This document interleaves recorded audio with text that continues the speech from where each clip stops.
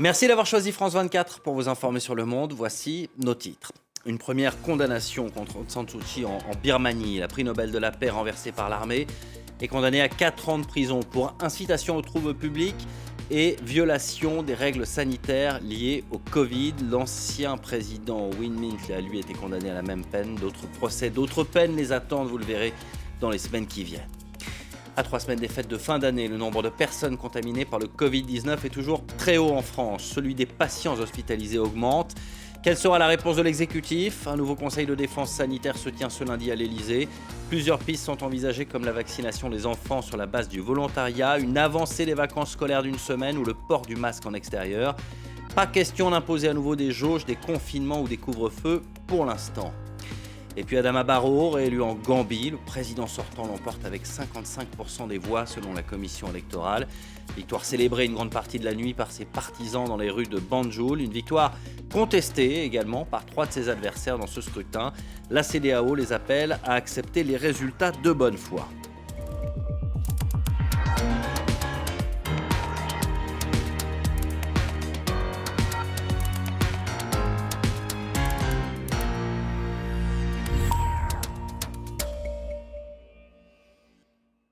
C'est une nouvelle victoire pour la junte militaire au pouvoir en Birmanie depuis son coup d'État du 1er février. La première condamnation de la militante pro-démocratie Aung San Suu Kyi. Probablement pas la dernière car de nombreux procès sont intentés contre elle.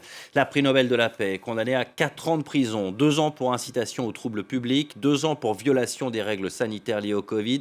Des peines sévères. Le point avec la correspondante des RFI dans la région, Carole Issou, qui répond à Pauline Godard. C'est un verdict sévère, en effet, qui vient de tomber. Là, nous sommes à la mi-journée déjà en Asie du Sud-Est. 4 ans de prison, c'est un verdict assez sévère si on prend en compte le fait qu'il ne concernait que les 2 premiers des 11 chefs d'accusation qui pèsent aujourd'hui contre Aung San Suu Kyi, ceux donc qui concernaient l'incitation aux troubles publics et la violation des lois anti-Covid.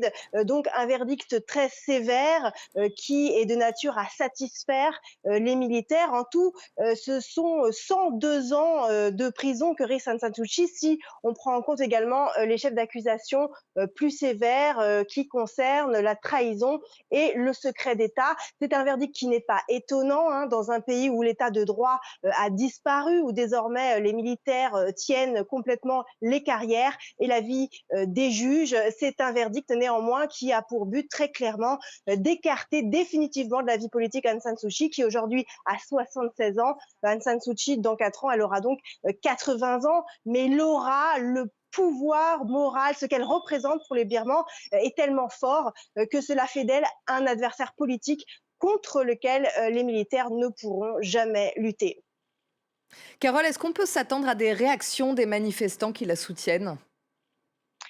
C'est bien là toute la question. La Birmanie est toujours dans un état très volatile. Il y a des émeutes tous les jours, même si elles ne sont pas forcément toujours au centre de l'attention médiatique aujourd'hui. À Rangoon, encore hier, de nombreuses manifestations ont eu lieu et d'ailleurs un convoi militaire a créé des blessés, a conduit directement dans la foule, faisant au moins 3 blessés graves.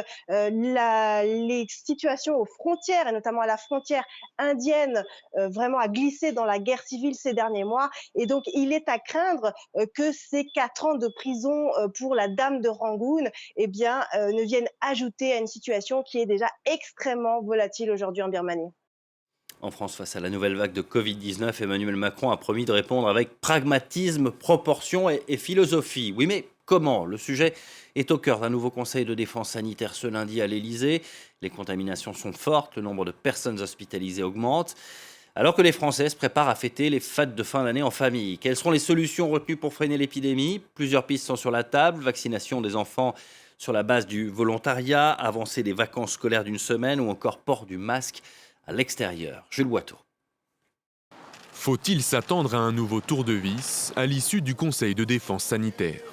A priori, pas de reconfinement ni de retour du couvre-feu, mais des pistes seront débattues pour freiner l'épidémie. Parmi elles, une forte incitation au télétravail, une mesure réclamée par les médecins. Ça peut avoir un impact non seulement sur les contaminations qui ont lieu lors du travail, mais aussi lors de la restauration et dans les transports en commun. Y aura-t-il de nouvelles jauges ? À 3 semaines de Noël, les centres commerciaux et les restaurants s'inquiètent. À Bordeaux, par exemple, les restaurateurs sont pessimistes. Pour le Nouvel An, c'est mal parti. J'ai déjà prévenu mon personnel en disant qu'à mon avis, le 31, on ne le fera pas. On a beaucoup d'annulations, notamment les touristes, mais aussi les écoles qui annulent un par un. Faut-il s'attendre à un retour généralisé du masque en extérieur ? Certaines villes l'ont déjà anticipé. Masque obligatoire dans les rues les plus fréquentées et sur les marchés comme ici à Strasbourg. Bonne ou mauvaise idée, les avis sont partagés. C'est un peu dur à encaisser parce qu'on s'est quand même fait vacciner 1 fois, 2 fois. Là, il va falloir faire un rappel. Ça ne me dérangerait pas de mettre le masque un peu partout si c'est pour protéger autrui. Qu'en sera-t-il à l'école ? L'idée d'anticiper les vacances de Noël n'est pas écartée selon le ministère. Les syndicats enseignants, eux, préféreraient revenir à un protocole plus strict. Pour le moment, nous souhaitons fermer la classe dès le premier cas de Covid pour éviter la contamination dans les classes. Trouver des mesures efficaces, sans trop contraindre ceux qui ont accepté de se faire vacciner. Pour le gouvernement, c'est un travail d'équilibriste. Certains pays européens ont déjà pris des mesures strictes et l'Italie s'ajoute à la liste. Un pass sanitaire renforcé entre en vigueur et durcit ainsi les restrictions pour les personnes qui ne sont pas vaccinées contre le Covid-19. Ce super pass, comme il est surnommé, est notamment nécessaire pour emprunter les transports en commun. Il est en vigueur au moins jusqu'au 15 janvier.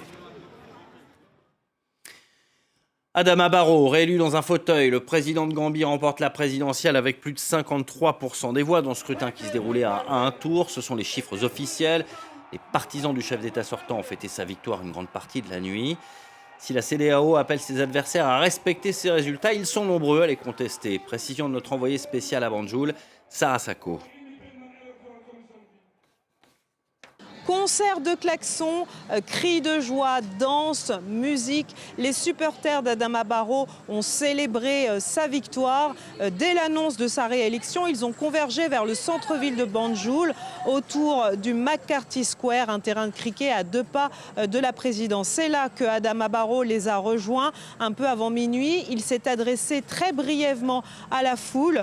Il a dit notamment, en s'adressant aux autres candidats ayant participé à l'élection, oublions les élections, joignons nos forces et travaillons pour améliorer la Gambie. Il a été très longuement acclamé par la foule avant de se retirer. Je vous propose d'écouter ses partisans.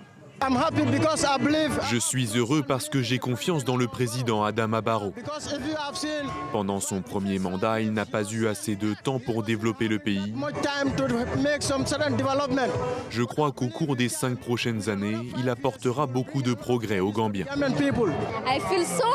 Je me sens très heureuse parce que Barrow a gagné. Je suis super heureuse là. Nous sommes très contents, comme vous pouvez le voir.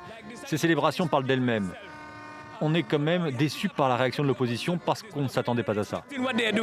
L'opposition, de son côté, a rejeté les résultats avant même leur proclamation finale. Ousseynou Darbo, arrivé 2e dans ce scrutin, aux côtés de 2 autres candidats, a expliqué devant la presse que ses observateurs sur les terrains avaient observé de nombreuses irrégularités. Il appelait toutefois ses partisans à garder leur calme. Quant à la CEDEAO, l'instance régionale qui avait été très active dans la crise post-électorale en 2016, dans un communiqué dimanche, elle appelle tous les candidats à accepter les résultats.